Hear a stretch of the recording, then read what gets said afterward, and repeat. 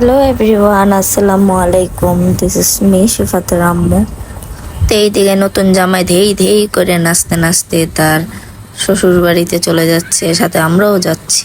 তো আজকে ইনভাইট ছিল দেবরের শ্বশুর বাড়িতে, তো আমরা সবাই চলে গেলাম।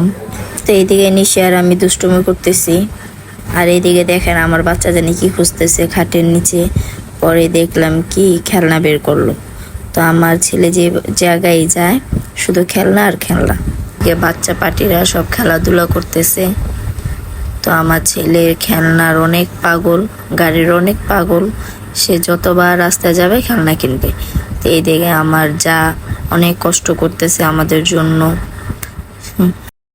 ফাতুল্লাহ ফোন দিতেছে ডাক্তারকে, ও দাদা পায়ে ব্যথা পেয়েছে, এগুলো ফোন দিয়ে বলতেছে।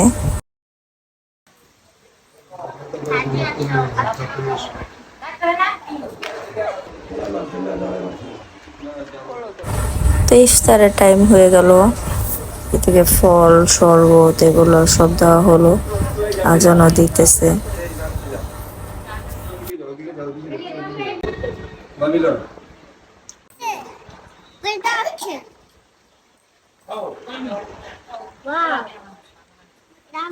তো অবশ্যই আমি চেষ্টা করব যে সব সময় ছোটখাটো ভিডিও দেওয়ার জন্য। তো ছেলেকে নিয়ে আর পারা হয় না, সারাদিন ছেলের পিছনেই সময় কাটে আমার।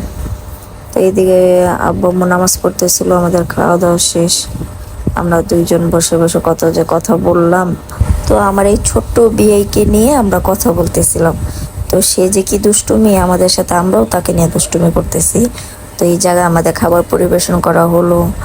তো খাবারটা মাশাআল্লাহ খুব মজা ছিল। আমার জালের উকিল মা রান্না করছে, খুবই ভালো লাগছে। এদিকে খাওয়া দাওয়া শেষে আমরা একটু চাও খাচ্ছিলাম, চাটাও ভালো হয়েছিল। চা খাওয়া শেষে সবাই গল্প গুজব আর কি। তো এইদিকে আমাদের বিদায় বেলা হয়ে গেল, সবাই আমাদেরকে বিদায় দিচ্ছে, সবাই হাসতেছে। আমার যা কি জানি বলতেছে আর হাসতেছে, বলতেছে পরে আসবো বাসায়, আমি পরে আসবো।